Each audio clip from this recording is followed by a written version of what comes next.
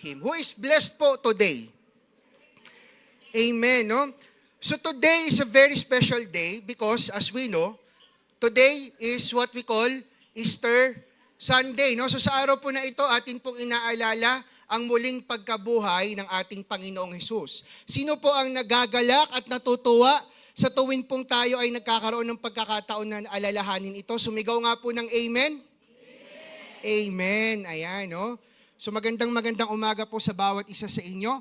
If there's someone here who doesn't know me yet, baka po magtataka kayo kung sino yung nagsasalita sa harap. My name is Pastor MJ Manaay. I am one of the associate pastors here in our church. So as we go along po today sa ating pag-uusapan regarding the resurrection of Jesus Christ, it is my hope and it is my prayer that as we, revisit the events that happened during and after the resurrection of Jesus Christ, is that all of us will have an experience of restoration and realignment sa totoong pong priority, sa totoo pong ipinagagawa sa atin ng ating Panginoong Hesus. So to prepare each and every one of us for the message this morning, I invite you while you are seated in your seats to just pray with me and ask the Holy Spirit to move into our hearts, to open up our minds so we can fully receive the blessing of His Word.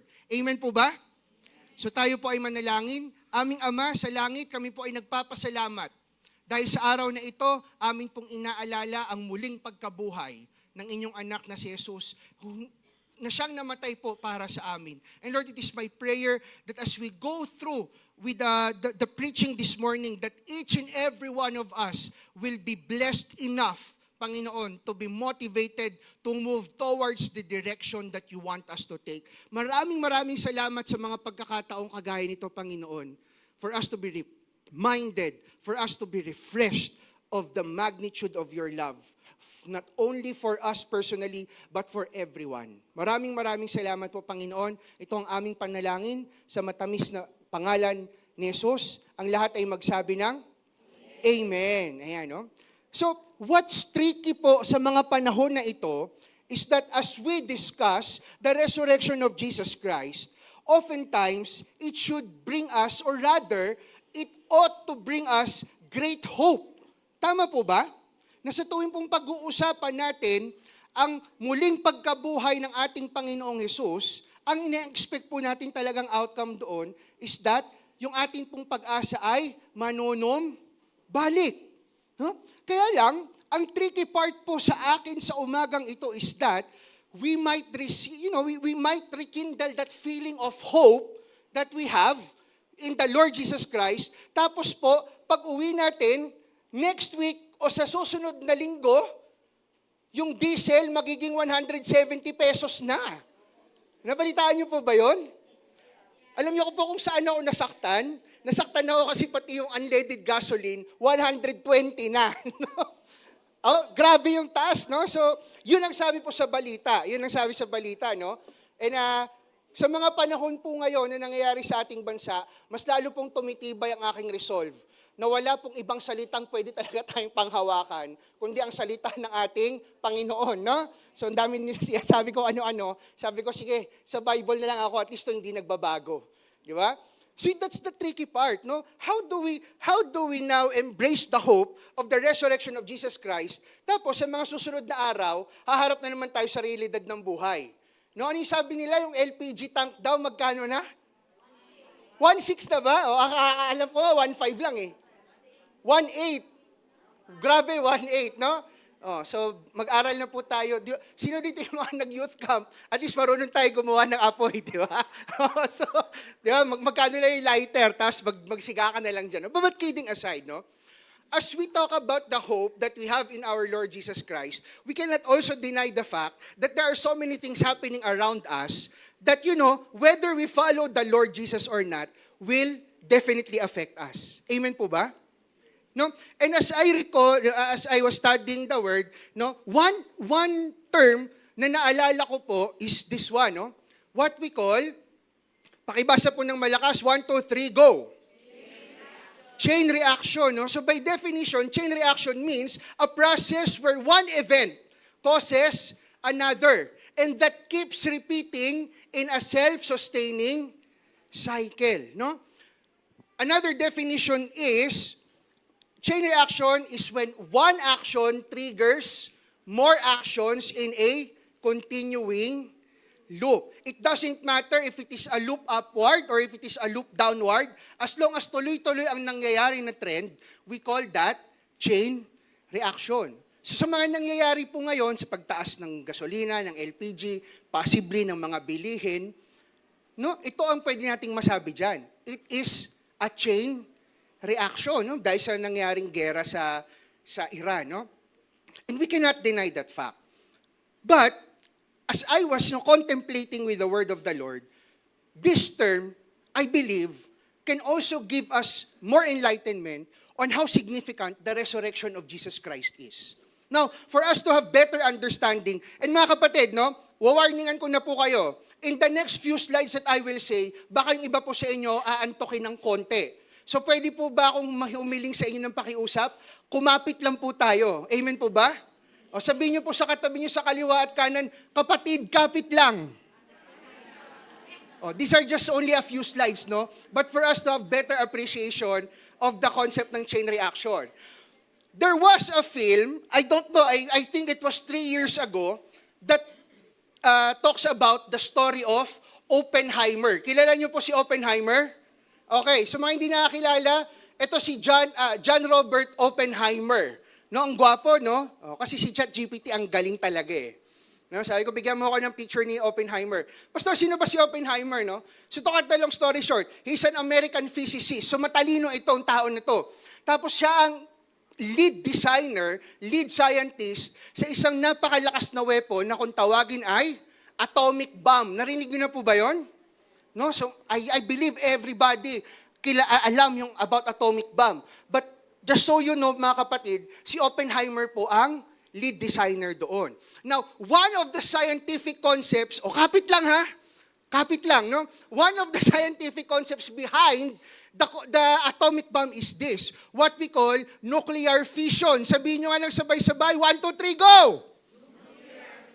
Ayan, so dinadaan ko na lang sa lakas ng boses, no, para hindi tayo aantokin. So ano po bang nangyayari dyan sa nuclear fission na yan? How does atomic bomb work? So dyan po pumapasok yung sinasabi kong chain reaction. Bakit? Kasi po ang ginagawa ng atomic bomb, yung neutron ng cell, dinidivide niya yan. Pag yan po ay na-divide, nagre-release yan ng energy, no? So kumakalat yung energy. Doon sa energy na kumakalat, yung ibang tatamaan ng neutron, sa anong mangyayari? Magdi-divide din. Hanggang sa magdi-divide yun na magdi-divide ng walang katapusan. Kaya pag pinanood niyo po yung movie na Oppenheimer, may eksena doon, kinabahan siya sa ginawa niyang bomba. Kasi isang spark lang, magtutuloy-tuloy ang chain reaction, posibleng masira ang buong mundo. Kasi atoms are everywhere. Tama po ba? Nakakapit pa ba kayo? Kapit lang ha. Yun ang, wag na nating masyado i-memorize yung ibang details niyan. But that is the concept. No? And it's a powerful concept. Ngayon, ito lang yung tanong ko. Bakit nung nirelease nila yung atomic bomb, buhay pa rin tayo? Kasi supposedly, masisira lahat di ba? No? So isa pong limitation ng atomic bomb, it causes great chain reaction, but the limitation is the capacity of its fuel. Kung may makita po kayo dyan sa baba, uranium atom, wag nyo na pong i-memorize. Just for the sake of discussion this morning. Yung uranium atom na yan, U-235, yan po yung fuel. Pag yan po naubos, matatapos ang chain reaction. So ibig po sabihin pala, no matter how sustainable the chain reaction is, it is very much dependent on its fuel.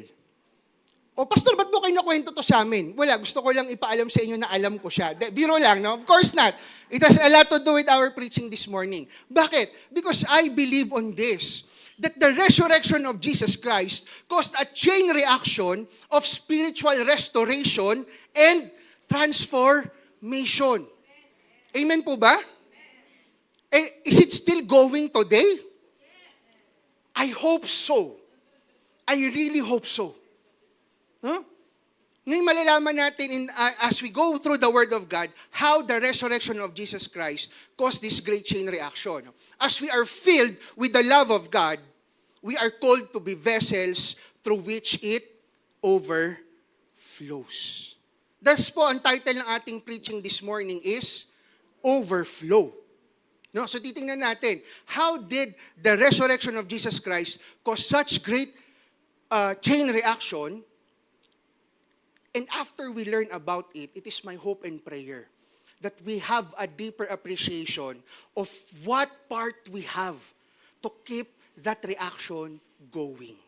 Especially po mga kapatid, in the midst of hopelessness, not only you experience, but everybody. Amen po ba?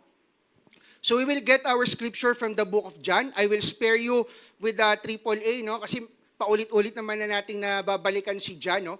But I just want to highlight, this is the significant event in the resurrection of Jesus Christ. Mababasa po natin yan sa John chapter 20, verses 1 to 18. We will read through it very quickly na lang po, no? So let's start from verse 1. Sabi po dyan, now on the first day of the week, Mary Magdalene came to the tomb early while it was still dark and saw that the stone had been taken away from the tomb. Are we familiar with that scene? Lagi po yan, di ba, pag Holy Week, yung tomb na may bilog na, so as in, yung bato niya parang perfect na gulong, di ba? No? So nagulong daw yon, wala nang laman, no? Verse 2, so pagtingin ni Mary, wala nang laman.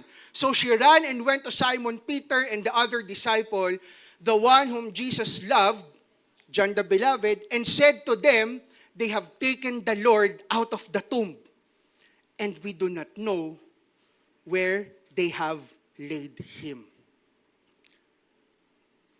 I want to take a pause for very quickly in this moment po, because if we will study the gospel, so many times, Jesus has already been giving hints that his body will be destroyed and after 3 days, it will be restored. The peculiar thing, tapos ilang taon nilang kasama si Jesus? About 3 years. Day and night, kasabay nila kumain, no? In everything that Jesus did, they were with him. What was peculiar for me is this. In verse 2, the first thing that came into Mary Magdalene's mind was, ninakaw yung katawan. Now, let's give them some slack. Kasi po, few verses or a chapter before this, yun nangyari yung pinakamasakit na pwedeng mangyari sa disciples. Naiyak ako kahit wala naman ako doon, no? To see Jesus suffer, crucified, and died. Sobrang sakit nun. And makikita pa natin sa verse 2, the human nature of the disciples. It seemed like they forgot who the Jesus that was with them. Maraming beses po maraming pagkakataon, maraming beses sa buhay natin, because of the burdens of life, we seem to forget the Jesus we are following. Are you with me? Kasi sa verse 2 sabi, ninakaw. No? So they seem to forget kung sino ba yung Jesus na nakalibing dun sa tomb. So verse 3, so Peter went out with the other disciples and they were going toward the tomb. Both of them were running together, but the other disciple outran Peter and reached the tomb first. And stopping to look, he saw the linen cloths lying there, but he did not go in. Then Simon Peter came, following him, and went into the tomb. He saw the linen cloths lying there, and the face cloth which had been on Jesus' head, not lying with the linen cloths, but folded up in a place by itself. Siguro sabi ng mga disciples, ang bait naman nung nagnakaw. Kasi tinupipan niya yung linen cloth, no? Bait naman, no? Verse 8, then the other disciples who had reached the tomb first also went in, and he saw and believed, for as yet they did not understand the scripture that he must rise from the dead. Then the disciples went back to their homes. But Mary stood weeping outside the tomb, and as she wept, she stood to look into the tomb. And when she saw 2 angels in white, sitting where the body of Jesus had lain, one at the head and one on the feet. And sabi po sa next verse, they said to her, "Woman, why are you weeping?" She said to them, "They have taken away my Lord, and I do not know where they have laid him." Next verse, having said this, she turned around and saw Jesus standing. But he did not know that it was Jesus. Jesus said to her, "Woman, why are you weeping? Woman, why are you seeking?" Supposing him to be the gardener, she said to him, "Sir, if you have carried him away, tell me where you have laid him, and I will take him away." Up until this point, Mary did not recognize Jesus. Not until Jesus called her by her name. Jesus said to her, "Mary." She turned and said to him in Aramaic, "Rebuni," which means teacher. This was the time that Mary recognized who Jesus is. Mga kapatid, no? Just a side note lang. As we go through with our life, as today we are remembering the resurrection of Jesus Christ, this is my encouragement. No matter how much we feel that Jesus is away from us, no matter how much we feel that God is not with us, please, continue to spend time in His presence. Because mga kapatid, no, the moment that God will encounter you personally, I believe that is when we will be reminded that truly God is with us. Not until Jesus called Mary by her name, hindi pa na-recognize ni Mary eh. But when Jesus did, Mary knew exactly who that was. So let's continue. Jesus said to her, "Do not cling to me, for I have not yet ascended to the Father." Ano yung instruction ni Jesus? "But go to my brothers and say to them, I am ascending to my Father and your Father, to my God and to your God." Mary Magdalene went and announced to the disciples, "I have seen the Lord." And that He had said these things to her. Ano po yung hinighlight ko dito na part? Pakibasa po natin ng malakas. 1, 2, 3, go! Ayan, no? So when Mary re-encountered Jesus after He resurrected, when Mary, na-identified that it was indeed Jesus, ano po yung naging instruction ni Jesus sa kanya? Go to my brothers. In short, sa Tagalog, Mary, ipagkalat mo na sa kanila na ako ay nandito na muli. As I was reading through this, mga kapatid,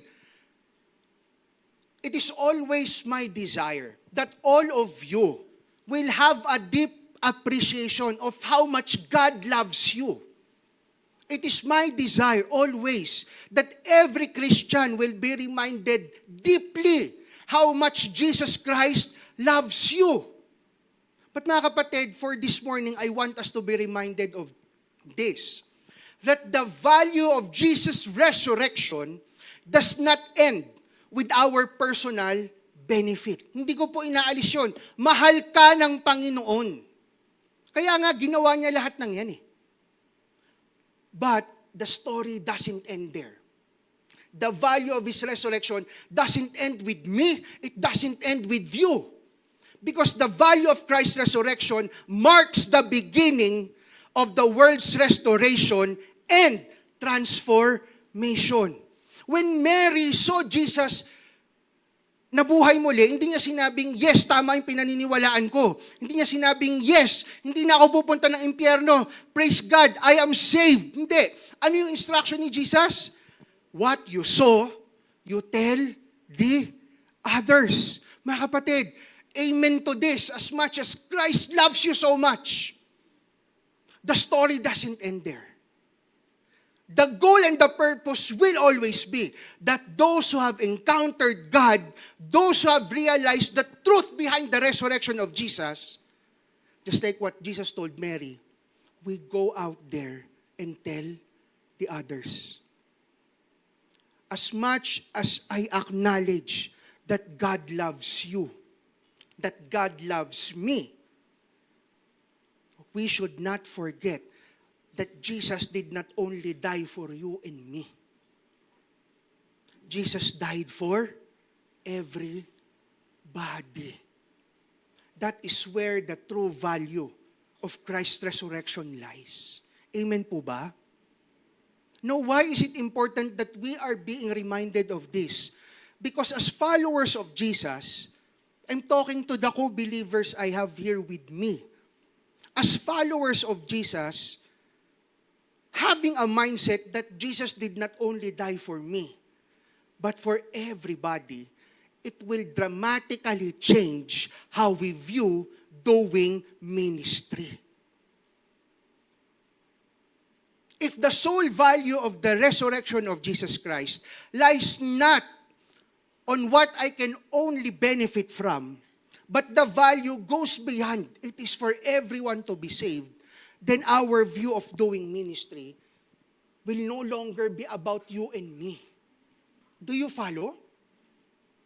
Once we decide to follow Jesus, once we decide to acknowledge that He is the Savior who resurrected from the dead, then we must understand that His resurrection was not just for us. Hindi lang po yan sa mga mababait.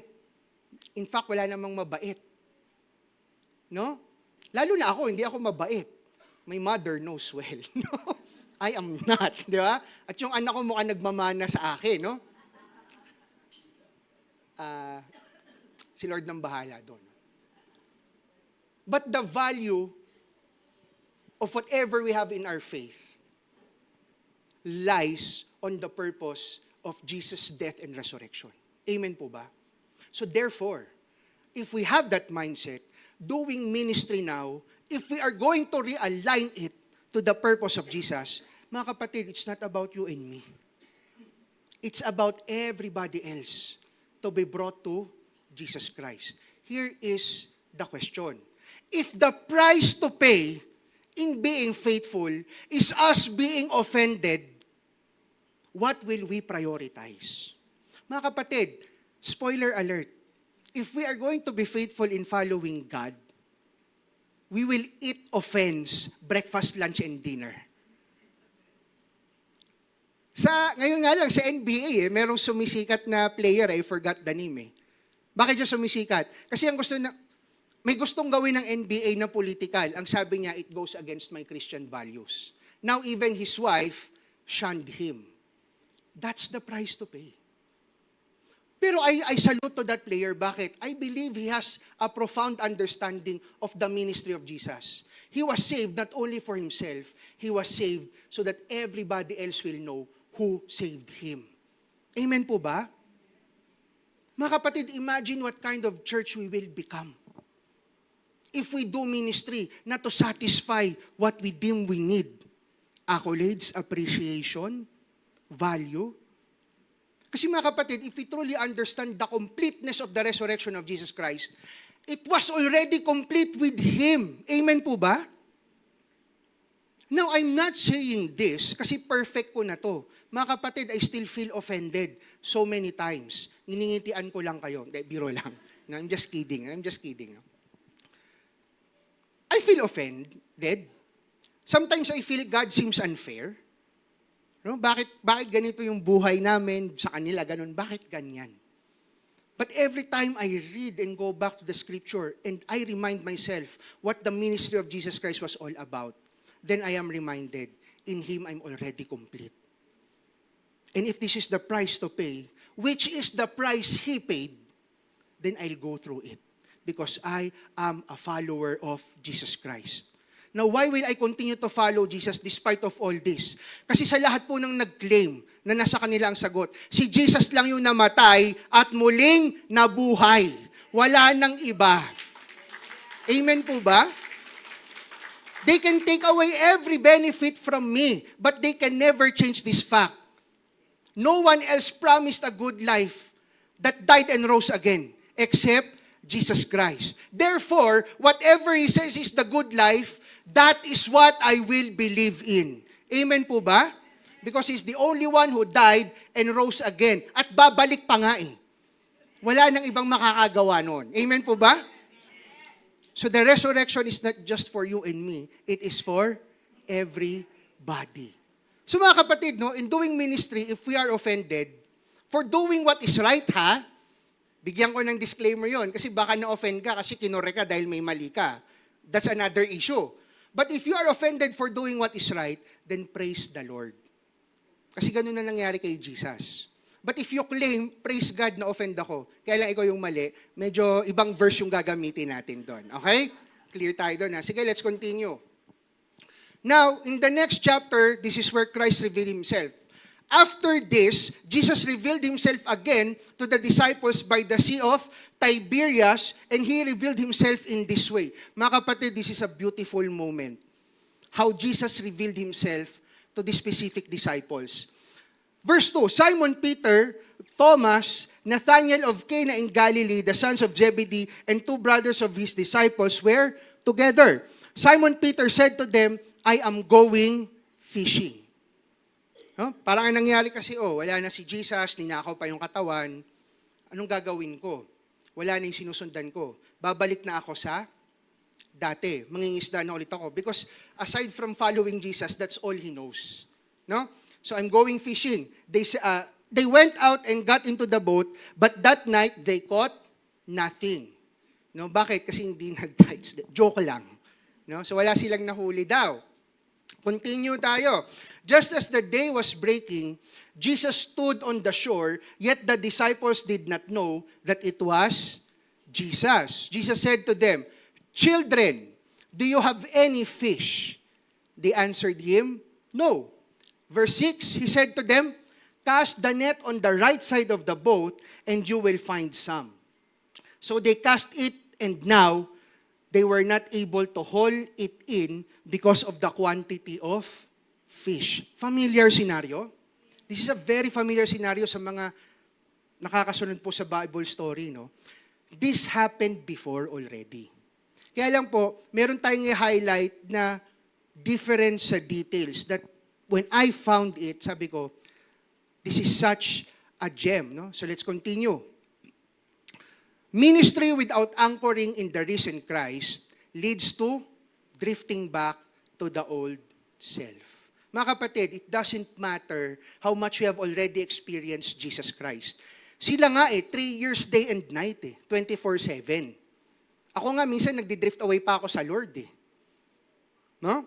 Sila day and night. Pero nung nawala yung presensya ni Jesus sa kanila, they went back to their old self. Mga kapatid, this truth should humble us down. Why? Even me as a pastor, kahit po ako ay isang pastor, it doesn't make me any holier than thou, than anybody. Because the moment I step away from the presence of the Lord, who I were before, yun ang babalikan ko. Kasi alam ko mga kapatid, the only thing that sustains me in the Lord is not me, is not my position. It's not even what I know from the Word of God. It is God Himself. If we believe that Jesus is alive again, mga kapatid, at the end of the day, doon talaga tayo makakakapit for us not to drift away. Ministry without anchoring in the risen Christ leads to drifting back to the old self. Let's continue. That the disciples whom Jesus loved, therefore, said to Peter, It is the Lord. No? So nung nangyari na ang daming isda na hindi na nila maitaas, ano yung sabi ng isang disciple? Si John the Beloved. Ang galing ni John, no?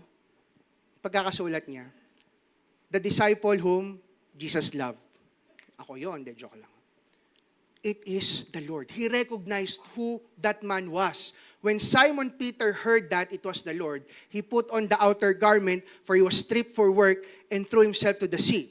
The other disciples came in the boat, dragging the net full of fish, for they were not far from the land, but about 100 yards. Let's continue.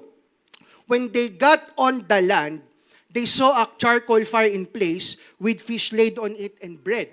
Jesus said to them, Bring some of the fish that you have just caught. So Simon Peter went aboard and hauled the net shore, full of large fish, 153 of them. And this is what I want to highlight. No, ano po yung sabi dyan? And though there were so many fish, the net was not torn. Hold on to that detail, mga kapatid. And when he had finished speaking, he said to Simon, Put out into the deep and let down your nets for a catch. And Simon answered, Master, Sorry, nalito ako mga kapatid, no? So sabi ko kanina, this moment already happened. Kung babalikan po natin sa Luke chapter 5, verses 4 to 6, ito po yung first encounter ni Peter with Jesus.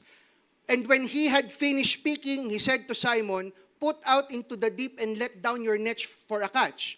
And Simon answered, "Master, we toiled all night and long and took nothing, but at your word I will let down the nets."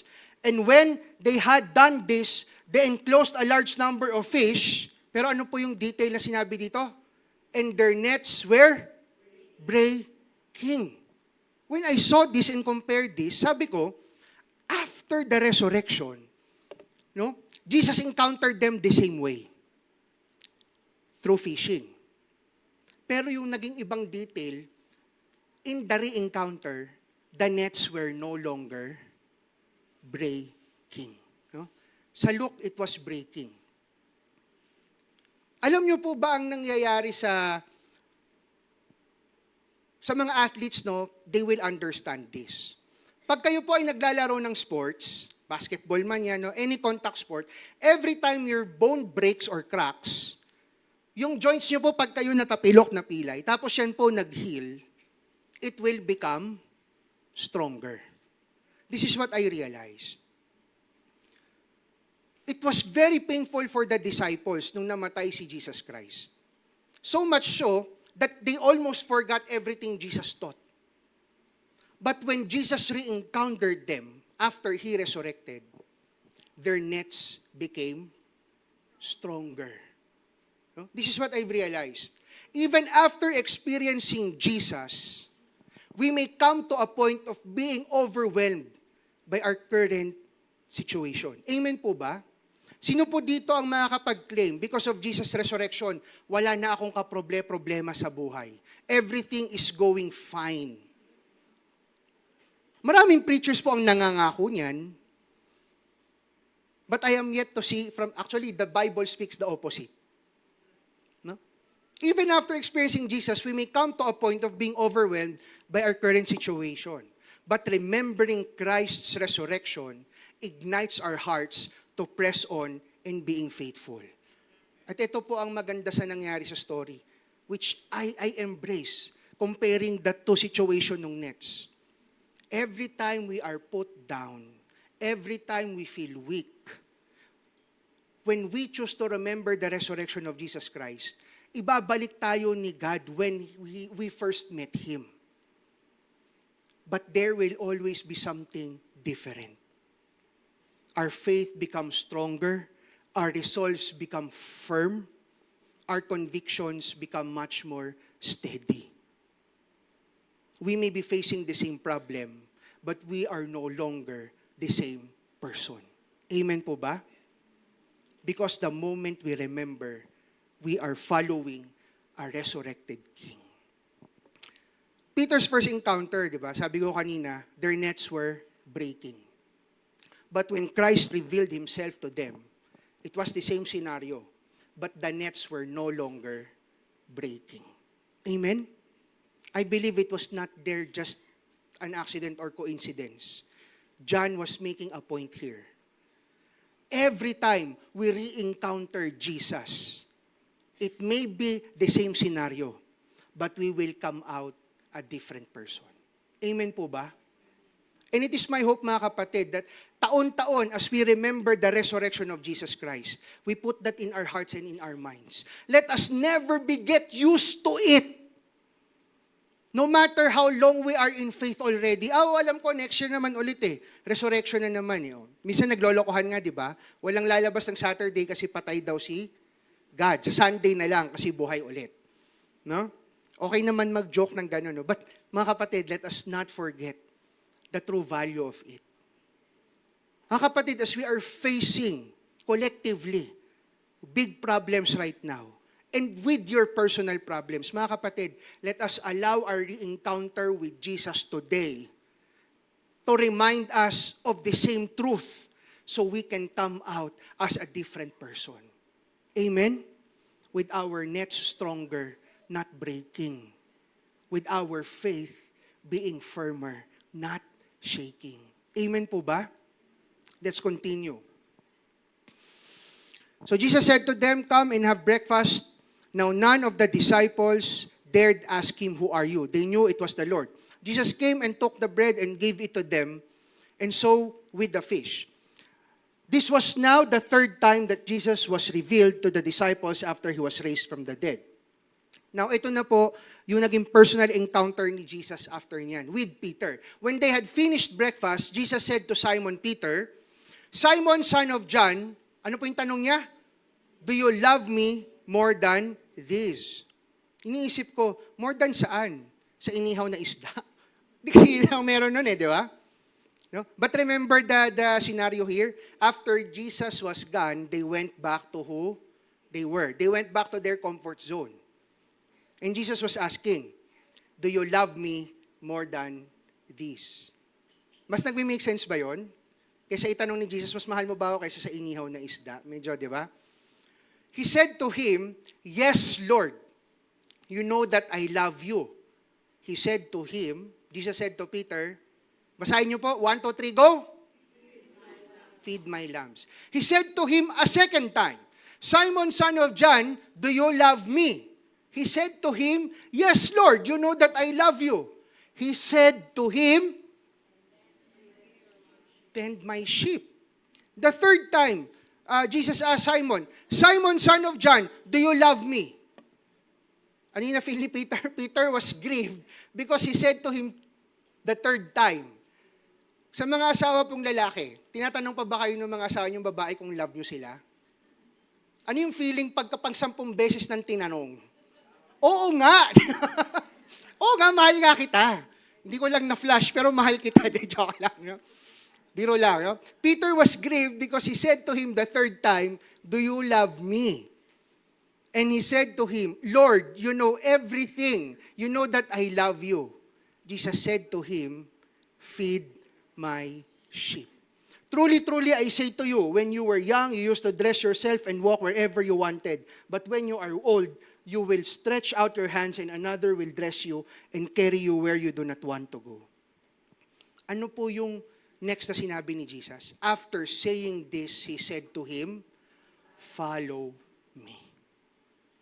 Now mga kapatid, I'm gonna ask you a question and I want you to answer verbally. Okay lang po ba yon? Do you love Jesus?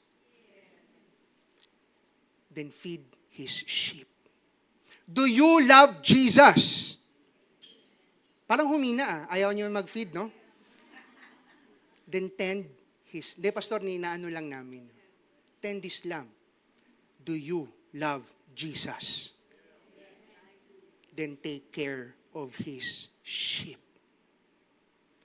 The hallmark of loving Jesus goes beyond moral uprightness. It is good, mga kapatid. But being morally upright is not meant to serve our image. It is meant so people will see who God is. The value of Christ's resurrection doesn't end with our personal salvation. It is the start and keeps on going so that the glory of God may be revealed. Ministry is not about us being blessed. Salvation has already blessed us already. Amen po ba?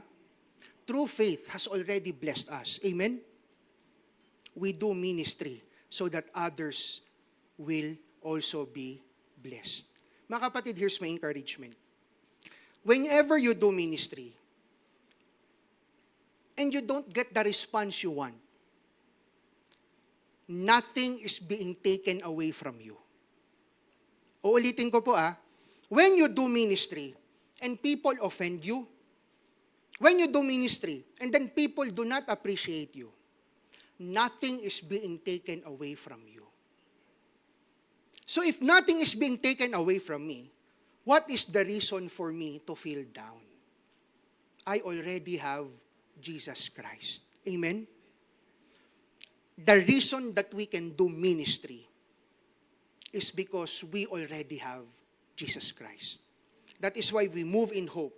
That is why we move with love. That is why we don't go out there to showcase how holy we are, how chosen we are. Dangerous mindset po yan, mga kapatid. It is actually counterculture to what Jesus did. We go out there to let the world slap us on the left cheek and then we offer that's the instruction, right? We go out there to carry our cross daily. Iba-iba po itsura niyan. The bottom line is this: we don't serve God to get something from Him. We already got all we need. Amen? We go out there to serve God, to follow Him. Amen?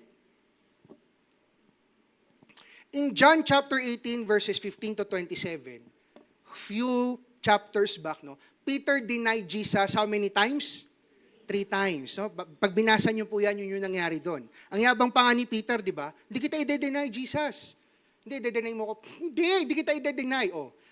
Nung mapapahiya na siya, dininay niya. Familiar? No, nangyari na sa akin yan eh. Lord, I'm all for you. Biglang nung nagka-lunch time, Lord, teka lang.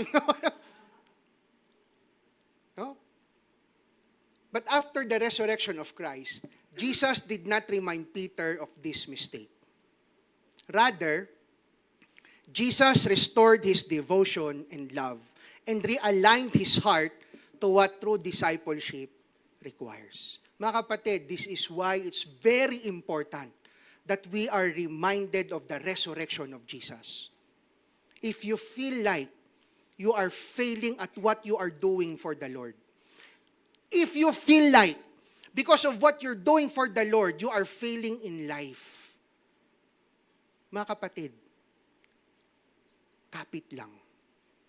The work of God is already enough to sustain us. Let's re-encounter with the Lord. Bring everything we have, our past mistakes, no? As we dwell in Jesus mamaya, wala pong sumbatang mangyayari. But rather, Jesus will realign our hearts towards what He wants. Ito lang po ang hope ko. That as we re-encounter with Jesus later and realign with His heart, that we take the first step in obeying Him. If we need to restore relationships, let's restore relationships. If we need to say sorry to the Lord for the things we have said, even for the things we have thought about Him, let's say sorry to Him. Amen po ba? And let the power of His resurrection rekindle our hearts towards His goal for His kingdom through His church here on earth. Amen po ba? If you love me, feed my sheep. Minsan lang yung mga sheep ayaw magpakain, no? But let's continue to feed them. Amen po ba? Minsan baka idura sa atin pabalik yung grass, no? Okay lang, let's continue. Kasi si Jesus naduraan din eh. No? Easier said than done? Amen. Oo, pastor. That's why we have this community. Amen po ba? Can we all agree in this church wala pong lone ranger? We are in this together. Ang hope ko lang as a pastor, lahat tayo, iisa lang talaga ang direksyon. Kasi mahirap maghabol ng tupang paalis-alis. Mas mahirap pag yung pastor ang wala sa direksyon, no? Kaya pag-pray nyo kami. Amen po ba? As we remind ourselves of the resurrection of Jesus, let us pray for one another. That all of us will take one direction. That all of us will have one response. And that is the love of Jesus Christ. Amen? Let's continue. Remembering the resurrection of Christ doesn't only remind us how much He loved us. Mga kapatid, hindi ko inaalis yan. Mahal ka talaga ng Panginoon. But again, it doesn't end there.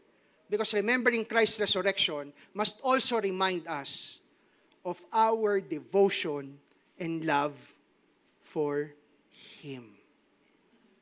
As the Holy Spirit reminds us of God's love, ang wag nating maging responsani is, yes, I am so worthy. Oh, yes, God loves me. The stars bow before me. That's a dangerous mindset, mga kapatid. As we are being reminded of Christ's resurrection, let us remind ourselves of our commitment in devoting our life for Him. Lord, thank you for dying and for living again. Empower me to continue to live for your purpose. Lord, thank you for bringing me back dun sa totoong goal while you created us in the first place. Lord, bring me back to your purpose. Lord, it's not about me. It is about you. If you want for people to know about you, Lord, use me. Prepare me, Lord. Kasi katakot-takot na offense ang marireceive ko. But because I know that the one I'm following died and resurrected, I am confident. Amen po ba? At the end of the day, as much as we want everyone to believe, the point of our mission is that we remain faithful. Amen po ba? And I'm not saying this, mga kapatid, para magpabaya na lang tayo. Okay na pala yan, pastor, kung hindi sila maniwala eh. No, we do it our best. But even if none will believe, let's remain faithful. Even, ito OA na to mga kapatid even if tomorrow morning we wake up, you wake up, ikaw na lang ang naniniwala kay Jesus, wala nang iba. OA, no? But worst case scenario, ikaw na lang talaga sa buong mundo, grabe, bait. Remain faithful. Why am I saying this? Because sometimes, that's how it feels like. Tama po ba? Minsan ang feeling is, Lord, parang ako na lang ang sumusunod Remain faithful. Kung feeling mo, ikaw na lang yung sumusunod, Lord, help me to revive others into obeying you. Amen? Because that's what you died for. Amen? Let's continue. The story of Christ's resurrection doesn't only define our personal salvation. It defines the salvation He offered for everyone.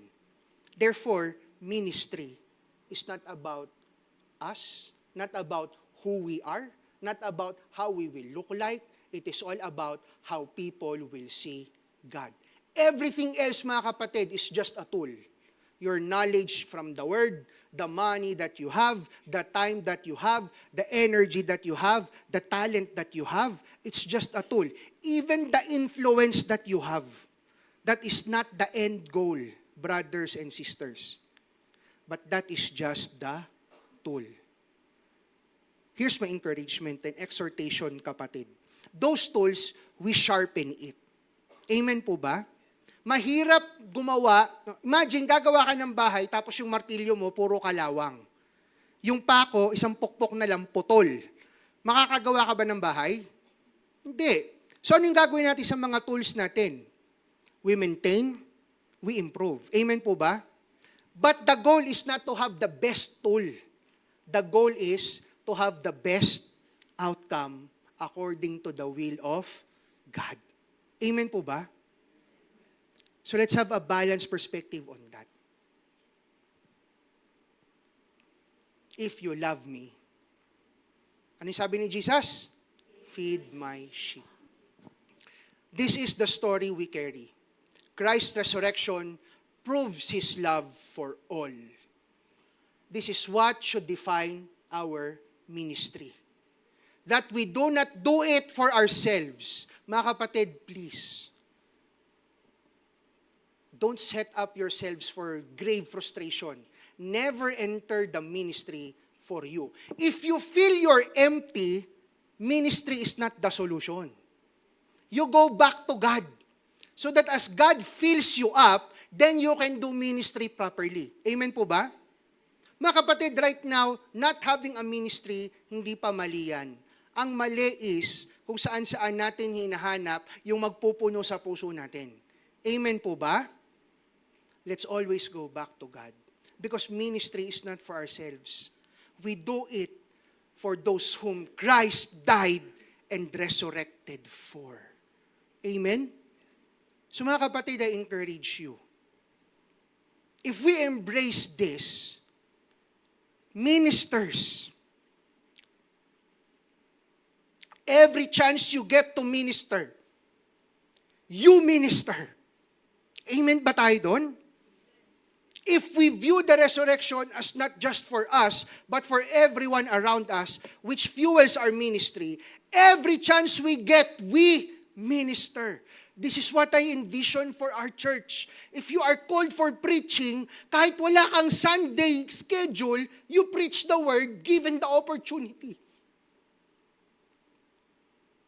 If you believe you are called to lead worship, kahit wala kang schedule sa church activity, if there's a chance to lead people to worship, you lead worship. Kahit walang tutugtog, kahit walang kakanta. Sunday school teachers, you have such a great ministry. Every chance you get, you minister to children. For the business people here, if you believe your ministry is in the marketplace, then every chance you get, you minister. Pastor, hindi ko alam yung timing. Hindi ko din po alam. Ang alam ko lang, alam ni God. Kaya nga every day, every morning, we go back to Him. Amen? So that when the opportunity arises, we minister for one goal, to bring people to the Lord. Amen po ba? No matter how they respond, it is worth it. Amen? Yes, the numbers will come. I believe in that. But if the numbers won't come yet, it is still worth it. Do you follow that? Eventually, God will bring people in. But even if it is not yet happening, giving it our all is still worth it. Why? Because the God who died for you has resurrected. He is the one we are following. Sige, mapalakpakan natin ang Panginoon. Ministry is not about being blessed. It is about being a blessing. The group leaders, no? Nafe-feel ko rin to many times. Kahit pasaway yung mga hinahandle natin. No? Yes, amen. Ito lang ang ano ko, no? Pag tayo po ay nasaktan, huwag tayong mag-respond ng pananakit. We respond in love. Huh? Don't take it personally. Take it as something, kailangan pa talaga nilang makilala pa si God. Kailangan pa. Kung doon natin i-angle yung puso at isipan natin, we will not feel anger. We will feel love and mercy. And that's what will fuel us. Easier said than done, but that's why we have this community. Amen? For through Christ's resurrection, we have already been thoroughly blessed. We should be vessels of this overflow. Now, kanina sabi ko, no, pinakita ko yung chain reaction ng atomic bomb. No? The neutrons will split, then etc., etc. Same concept sa chain reaction na ginawa nung na-resurrect si Jesus. No? So in summary, sa mga pinag-usapan natin, Jesus sends His disciples, the disciples tell Thomas and Peter, and then Peter leads others to Jesus. And those whom they led to Jesus began to lead others to Jesus. That's the concept of discipleship. Amen po ba? So in this church, let's start the right chain reaction. Let's go back to Jesus. Let's be reminded of His resurrection and carry that. Kaya kahit tumaas na ang fuel, yung fuel natin sa Lord, hindi yan mauubos. Amen po ba? Kung yung atomic bomb may hangganan yung pag-split ng atoms kasi maubos yung fuel, mga kapatid, yung fuel natin walang katapusan yan. Huwag ka lang madi-disconnect. Amen? So ano yung motto natin? Kapit lang sa Panginoon. Para yung fuel hindi nawawala. So chain reaction requires at least two things. The fuel to start the action and the continuous action to keep the motion. Amen? So wag po tayo makontentong nakakapit lang sa Panginoon and then we feel good about ourselves. That's not what it's about.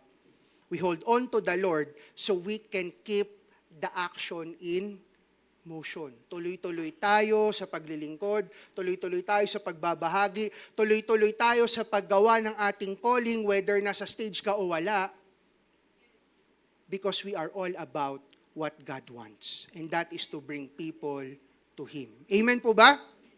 So ganito ang dapat mag-iitsura ng church natin. As we know about Jesus and being reminded of His resurrection, we tell someone about Jesus, we pray for someone, we reach out for someone, and then we bring them to faith. Mga kapatid, in a few months' time, lilipat na tayo sa mas magandang location. Sino po yung nakasama last week? Parang lahat nga halos yata yun eh. We are so excited, di ba? Let's not miss the purpose of that. Punuin po natin yon ng mga kaluluwang nangangailangan sa ating Panginoon. Mga kapatid, meron lang akong konting pakiusap, no? Baguhin lang natin yung view natin. For someone who is not yet in the Lord, pwede ba baguhin natin ang konting rhetoric natin? Huwag natin silang tawaging mga taong naliligaw. Tawagin natin silang mga tao na kagaya ko, kailangan si Jesucristo. Amen po ba? Oh? Para driven tayo ng love, hindi ng entitlement. Hindi porket Win Alabang member ka, pinili ka. Kung ikaw ay Win Alabang member, ikaw ay worker sa kingdom ng Panginoon. Amen? That is our ultimate identity. So sa mga taong wala pa sa Panginoon, wag natin silang tawaging, mga ligaw. Hindi. Gaya nila, gaya ko, kailangan nilang makilala si Jesucristo. Amen po ba? Sabi sa 2 Corinthians 5:17, therefore, if anyone is in Christ, the new creation has come. No longer about us, no longer what satisfies us. Because what satisfies us is no longer what the world gives. What can only satisfy those who are in Christ is Christ Himself. So what will keep us going is that we receive more of Jesus Christ. Amen po ba? The old has gone, the new is here. Mga kapatid, wala pong masama if this morning magpaparenew tayo sa Panginoon. Pastor, ilang beses ko nang ginagawa yan eh. Buti na lang buhay ka pa. Kasi magagawa mo pa ulit. Amen po ba? So wala pong yun. No problem. As we do our communion this morning, we are being reminded, we commemorate the death and resurrection of Jesus Christ. Kung kinakailangan po nating manumbalik muli sa ating Panginoon in being faithful. Anyway, ang nakakaalam lang naman po talaga niyan ay ikaw at ang ating Panginoon. Thank you. Let's give our hearts to Jesus today. If this is the first time you are hearing this message, kapatid, even before you chose to put your faith in the Lord, He already died for you. It is my hope and prayer that this church will be able to help you to know Jesus more. Because it's not a perfect life, in a sense that you will still have problems. But it is a life that I will never trade for another. Because following Jesus is the only life that matters. Following Jesus is the only life I could say, whatever may happen, it is worth it. Everything else will fade, but not Him. Everything else will fail, but not Him. We may be failing now, but Christ will never fail.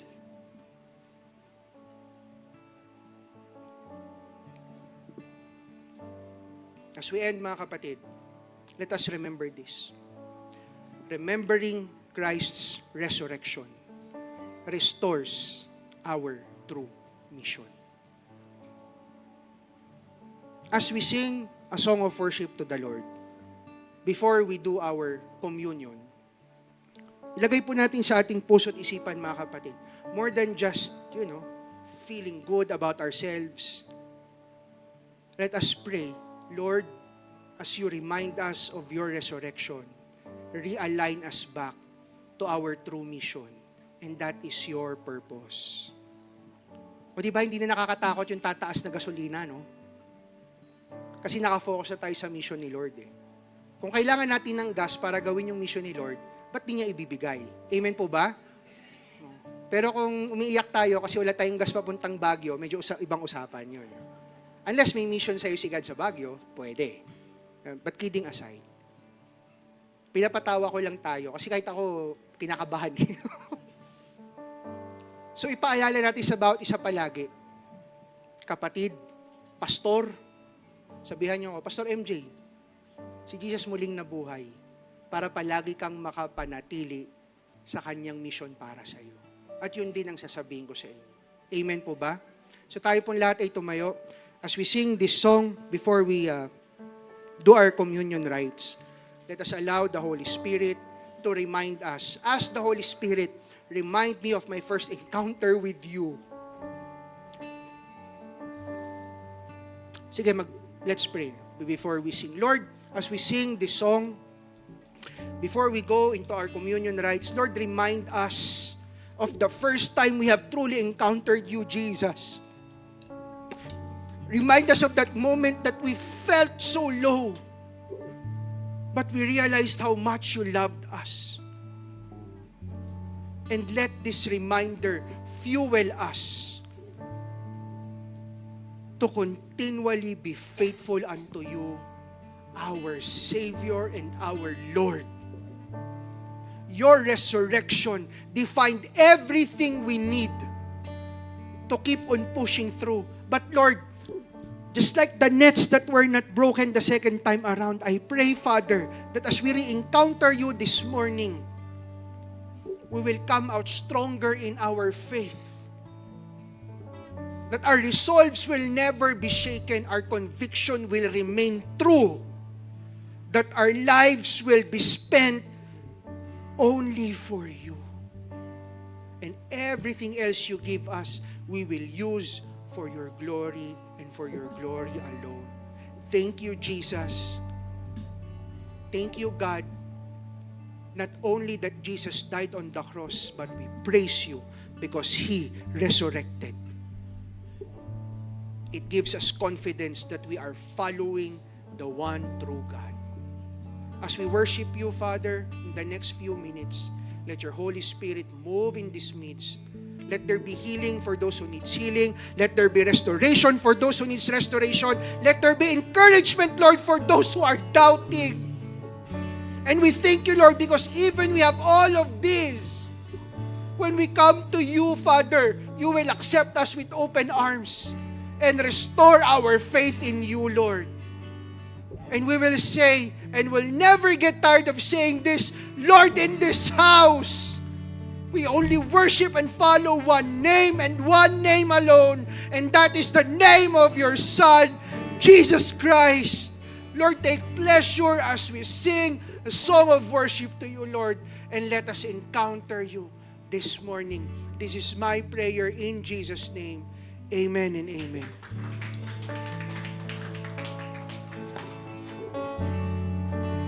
Forgiven because you were forsaken. I'm accepted. You were condemned. I'm alive and well. Your spirit is within me because you died and rose again. I'm forgiven because you were forsaken. I'm accepted. You were condemned. I'm alive and well. Your spirit is within me because you died and rose again. Amazing love, how can it be that you, my King, would die for me?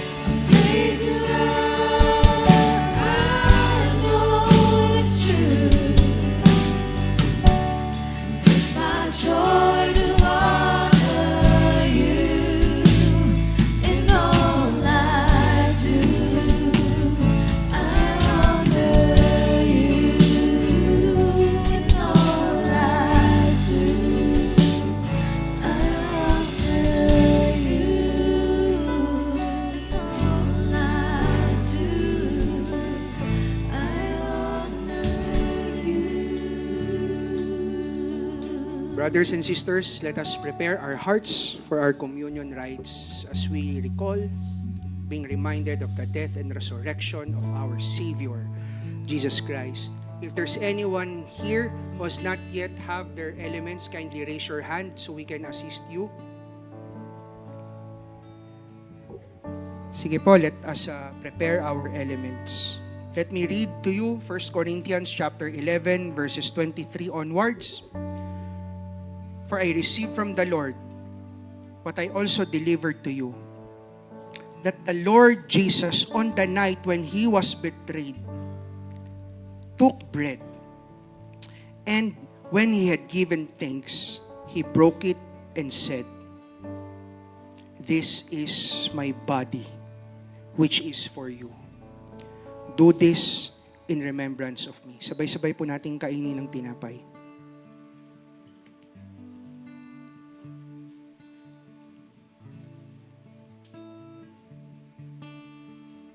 In the same way also, He took cup after supper, saying, "This cup is the new covenant in my blood.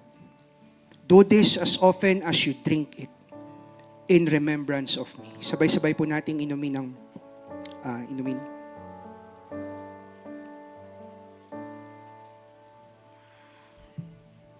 For as often as you eat this bread and drink the cup, you proclaim the Lord's death until He comes. And as we await for the second coming of Jesus, my exhortation for all of us is we keep holding on to the truth, to the value, and to the power of the resurrection of Jesus Christ. Hindi po tayo sumusunod sa kung sino-sino lamang. The only one who died for everyone and the only one who rose again. Atin pong purihin ang ating Panginoon. Thank you, Jesus. Thank you, God. And as a gesture of our thanks to the Lord, we will sing another song. And let it be our personal serenade to our God. And as we sing this song to the Lord, let us ask Him to continually revive us daily so we can keep on doing the ministry the way Jesus did and the way Jesus wants us to do it. The real blessing in obeying God is obeying God itself for those who love the Lord. Lord, as we come to the end of the preaching and as we sing another song, revive our hearts, Lord, to always find value, to always find purpose, to always find satisfaction in You and in You alone. Our never-ending thanks for what You have done for us, and our never-ending commitment to continually live for You. This is our prayer, our commitment, and our devotion. In Jesus' name, amen and amen. Sige po, let's sing this song.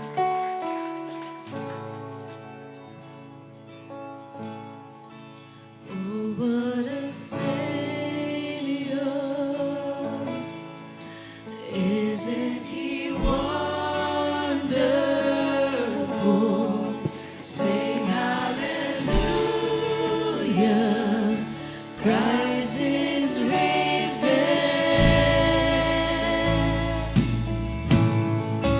Bow down before Him, for He is Lord of all. Sing hallelujah, Christ is risen.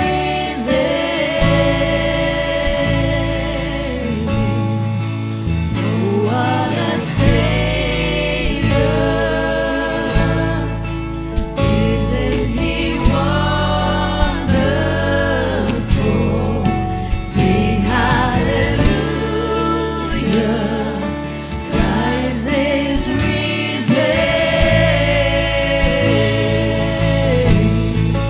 Bow down before Him, for He is Lord of all. Sing hallelujah, Christ is risen.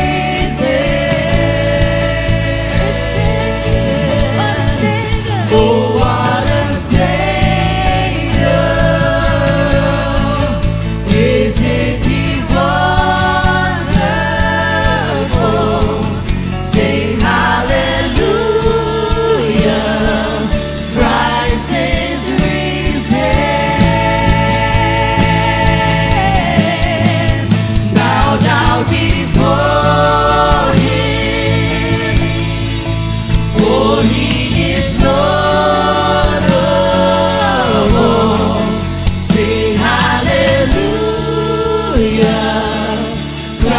Christ is